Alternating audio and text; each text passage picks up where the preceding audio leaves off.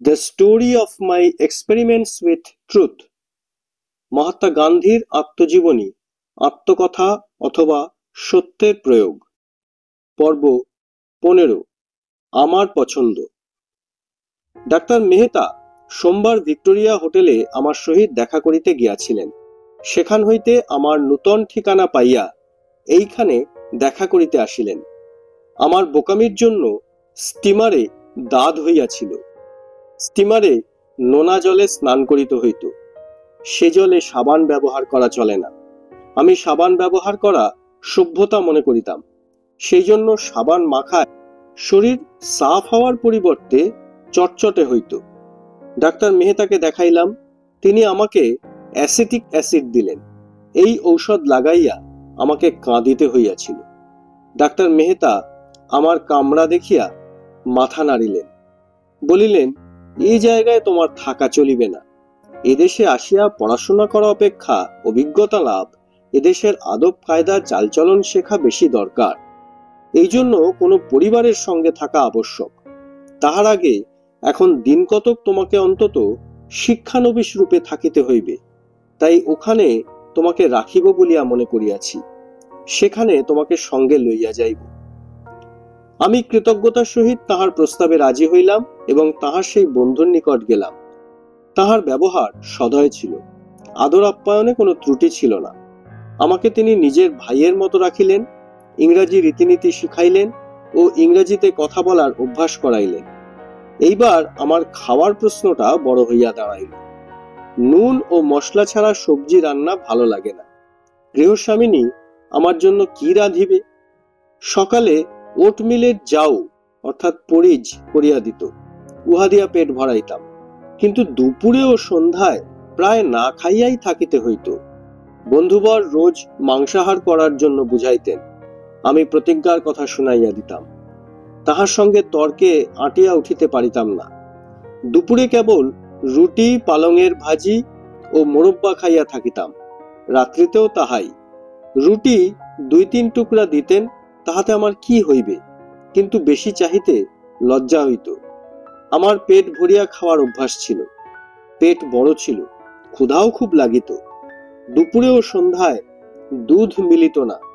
আমার এই অবস্থা দেখিয়া বন্ধু চটিয়া গিয়া বলিলেন, যদি তুমি আমার নিজের ভাই হইতে, তাহা হইলে আমি তোমাকে নিশ্চিত দেশে ফেরত পাঠাইয়া দিতাম। নিরক্ষর মায়ের কাছে এখানকার অবস্থা না জানিয়া যে প্রতিজ্ঞা করা হইয়াছে, তাহার মূল্য কি? ইহাকে প্রতিজ্ঞাই বলা যায় না। সেই প্রতিজ্ঞা আঁকড়াইয়া ধরিয়া থাকা কুসংস্কার মাত্র। আমি বলিতেছি, শোনো, তুমি এই প্রতিজ্ঞা লইয়া থাকিলে এই দেশ হইতে কিছুই লইয়া যাইতে পারিবে না। তুমিই বলিয়াছ যে তুমি মাংস খাইয়াছ, তোমার খাইতেও ভালো লাগিয়াছে। যেখানে খাওয়ার কোনো আবশ্যক ছিল না সেখানে খাইয়াছ, আর যেখানে খাওয়ার আবশ্যক সেখানে খাইবে না। এই কেমন উদ্ভট ব্যাপার! কিন্তু আমি এতটুকুও টলিলাম না। আমার সেই এক কথা। এই ধরনের তর্ক প্রতিদিনই চলিতে লাগিল। তিনি যতই বুঝাইতেন, আমার দৃঢ়তা ততই বাড়িত। রোজ ঈশ্বরের নিকট আমাকে রক্ষা করার জন্য প্রার্থনা করিতাম। তাহার অনুগ্রহও পাইয়াছিলাম। ঈশ্বর কে সে সম্বন্ধে কোনো ধারণা ছিল না, কিন্তু সেই রম্ভার দেওয়া শ্রদ্ধা নিজের কাজ করিতেছিল। একদিন বন্ধুটি আমার নিকট বেনথামের উপযোগিতাবাদ, থিওরি অফ ইউটিলিটি অধ্যায়টি পড়িয়া শোনাইতে লাগিলেন। আমি বিভ্রান্তি বোধ করিতেছিলাম। ভাষা অত্যন্ত কঠিন, আমি বুঝিলাম না। তিনি উহা বুঝাইয়া বলিতে লাগিলেন। আমি উত্তরে বলিলাম, আমি আপনার নিকট ক্ষমা চাহিতেছি। আমি ইহার কোনো কথাই বুঝিতেছি না। মাংস খাওয়া উচিত একথা আমি স্বীকার করিতেছি, কিন্তু আমার প্রতিজ্ঞার বন্ধন আমি ভাঙিতে পারিব না। এ বিষয়ে তর্ক করিতে পারিব না। যুক্তিতে আমি জিতিতে পারিব না জানি, তবুও আমাকে নির্বোধ মনে করিয়া অথবা জেদি মনে করিয়া এ বিষয়ে আলোচনা ছাড়িয়া দিন। আপনার ভালোবাসা আমি বুঝিতে পারি, আপনার বলার কারণ আমি বুঝিতে পারি। আপনাকে আমার পরম হিতাকাঙ্ক্ষী বলিয়া গণ্য করি। আমাকে দেখিয়া আপনার দুঃখ হয় বলিয়াই আপনি আগ্রহ করিতেছেন, তাহা দেখিতে পাইতেছি। কিন্তু আমি নিরুপায়। প্রতিজ্ঞা প্রতিজ্ঞাই, আমি উহা ভাঙিতে পারিব না। বন্ধুটি অবাক হইয়া আমার দিকে তাকাইলেন। তিনি বই বন্ধ করিয়া বলিলেন, আচ্ছা বেশ, এখন আর যুক্তিতর্ক করিব না, এই বলিয়া চুপ করিলেন। আমি খুশি হইলাম। অতঃপর তিনি আর যুক্তিতর্ক করেন নাই। কিন্তু আমাকে লইয়া তাহার দুশ্চিন্তা গেল না। তিনি সিগারেট খাইতেন, মদও খাইতেন। এসব খাইতে আমাকে একদিনও বলেন নাই, বরং না খাইতেই বলিতেন। কিন্তু মাংস না খাইয়া আমি দুর্বল হইয়া যাইব, ইংল্যান্ডে ভালোভাবে থাকিতে পারিব না, এই ছিল তাহার দুশ্চিন্তা। এইরূপে 1 মাস ধরিয়া আমার শিক্ষানবিশির কাজ চলিল। বন্ধুর বাড়ি ছিল রিচমন্ডে। এখান হইতে সপ্তাহে 2-1 বারের বেশি লন্ডনে যাওয়া চলিত না। ডাক্তার মেহতা ও শ্রী দলপত রাম শুক্লা মনে করিলেন এখন আমার কোনো ইংরেজ পরিবারে থাকা দরকার। শ্রী শুক্লা ওয়েস্ট কেনসিংটনে এক অ্যাংলো ইন্ডিয়ান পরিবার খুঁজিয়া আমাকে সেখানে পাঠাইলেন। গৃহস্বামিনী বিধবা ছিলেন। তাহাকে আমার মাংসাহার ত্যাগের কথা বলিলাম। সেই বৃদ্ধা আমার দেখাশোনার কাজ করিতে স্বীকার করিলেন। আমি সেইখানে রহিয়া গেলাম। এখানেও প্রায় না খাইয়াই দিন কাটিতে লাগিল। আমি বাড়ি হইতে মিঠাই ও অন্যান্য খাওয়ার জিনিস চাহিয়া পাঠাইয়াছিলাম, তাহা তখনও আসিয়া পৌঁছায় নাই। সকল খাদ্যই খারাপ লাগে। বৃদ্ধা জিজ্ঞেস করেন কেমন লাগে, কিন্তু তিনি কি করিবেন? আমি তো যেমন লাজুক ছিলাম তেমনই রহিয়া গিয়াছিলাম, সেজন্য বেশি চাহিতে লজ্জা হইত। বৃদ্ধা আর 2 কন্যা ছিল। তাহারা 2-1 টুকরো রুটি আগ্রহ করিয়া আমাকে বেশি দিত, কিন্তু সে বেচারীরা কি করিয়া জানিবে যে ওই আস্ত রুটিখানা খাইলে তবে আমার পেট ভরিবে। এখন অনেকটা নিজের পায়ে দাঁড়াইতে শিখিয়াছি। পাঠাভ্যাস আরম্ভ করি নাই, সংবাদপত্র পড়িতে আরম্ভ করিয়াছিলাম।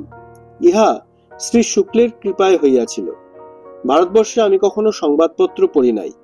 অনবরত পড়িতে পড়িতে পড়ার শখ জন্মিল। Daily news, daily telegraph, Pall Mall gazette ইত্যাদি সংবাদপত্রের উপর চোখ বুলাইতাম। তাহাতে প্রথমে ঘণ্টাখানেকও লাগিত না। আমি বেড়াইতে আরম্ভ করিয়া দিলাম। আমার নিরামিষ ভোজনালয়ের স্থান খোঁজার দরকার ছিল। গৃহস্বামিনী বলিয়াছিলেন যে লন্ডনে এমন অনেক ভোজনালয় আছে। আমি রোজ 10-12 মাইল হাঁটিতাম। কখনো কখনো গরিবদের ভোজনালয়ে গিয়া পেট ভরিয়া রুটি খাইয়া লইতাম, কিন্তু তাহাতে সন্তোষ হইত না।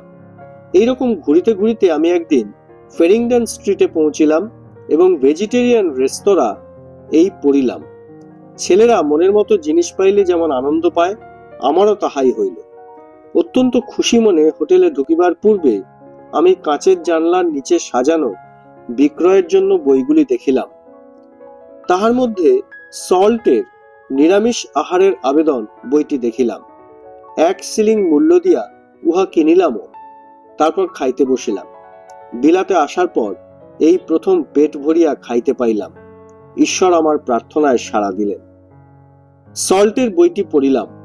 আমার মনে এই বইটির প্রভাব মুদ্রিত হইল। পড়ার পর হইতে আমি যুক্তি দিয়া নিরামিষ আহার সমর্থন করিতে লাগিলাম। মায়ের কাছে লওয়া প্রতিজ্ঞা এখন বিশেষ আনন্দদায়ক হইয়া পড়িল।